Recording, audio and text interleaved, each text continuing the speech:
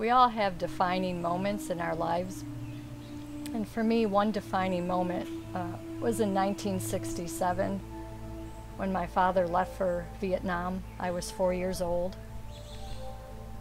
And after his military service, he and my mother divorced, and then he went back to Vietnam as a civilian and had a family there, and I did not know him. Sometime after the war, when Americans were no longer welcome, he returned to the States with his family, and when I was 16, he showed up at our house in the middle of the night. My stepfather and sister weren't home. It was just me and my mom, and he was pounding on the door, raging drunk, and my mom was terrified, and the police came and arrested him. And then later, when he telephoned and wanted to see me, I refused.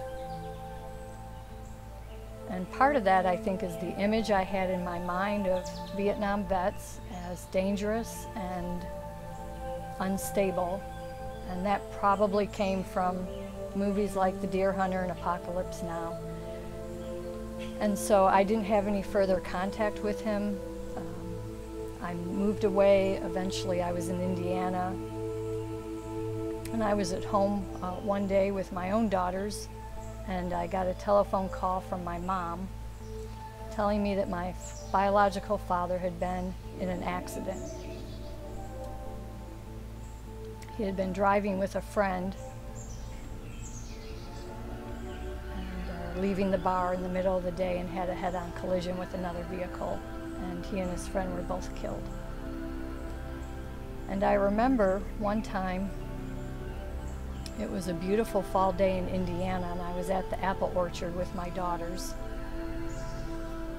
and they were inside with their dad, paying for the apples or getting caramel apples or something, and I was standing outside, and I looked over and saw a man with his daughter, a young daughter, and she was twirling around his legs. And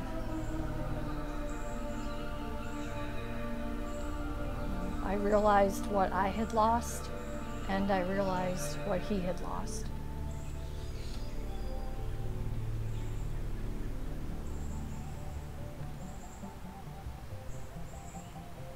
And I wanted to understand what might have made a difference in his life and what might have made a difference in my life. And I wanted to understand what might help when someone is on a path of self-destruction, what things might have made that story have a different ending. And so what I did is I turned my life over and asked for guidance. And so I didn't have any answers, I just asked for guidance. And what came, I was invited to a Buddhist meditation sangha. I was invited to a goddess circle. I was invited to Native American ceremonies. I was invited to yoga, tai chi, all these various spiritual practices for a number of years.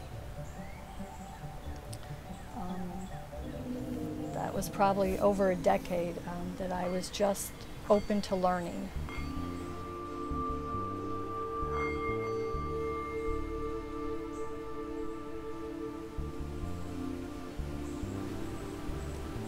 Then a couple of years ago I was meditating, and normally when I meditate I'm just trying to get centered and calm. And in this meditation I saw a vision of a gold pen being handed to me.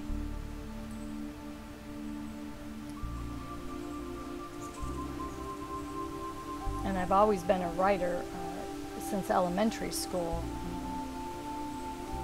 for fun and for pleasure, but not as a career and not at that time. And that same day my stepfather called, which is out of the ordinary because he doesn't typically use the telephone to call people. He has my mom call.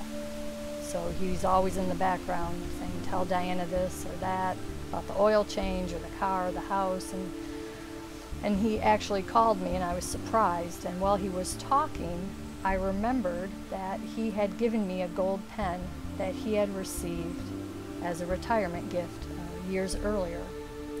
And so after the telephone call, I went to my desk, and in the top drawer, the box was still there with the pen in it, with the little paper sash. I hadn't even opened it. And so I took it out, and I put the pen on my altar.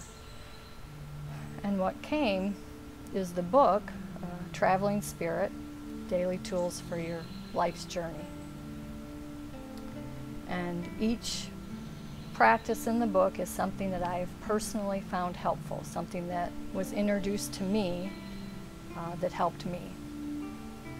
And a portion of the profits from the book will go to the Lambie Fund, which is working on reforesting Haiti. In walking a spiritual path,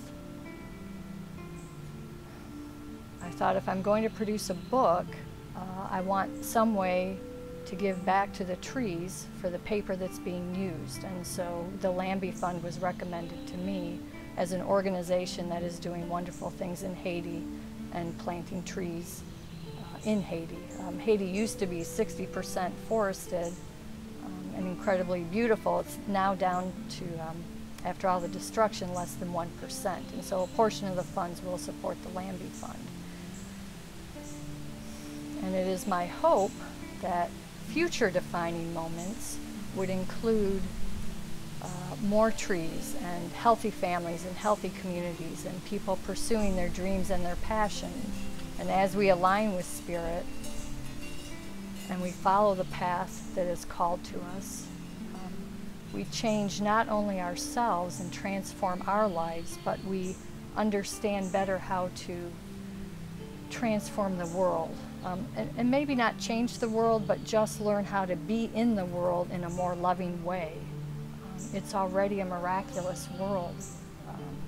We just have to align with what is best for all the creatures and plants and trees and animals and people that are sharing it. And so that is my hope. That we will get there, or that we are there already. So, thank you.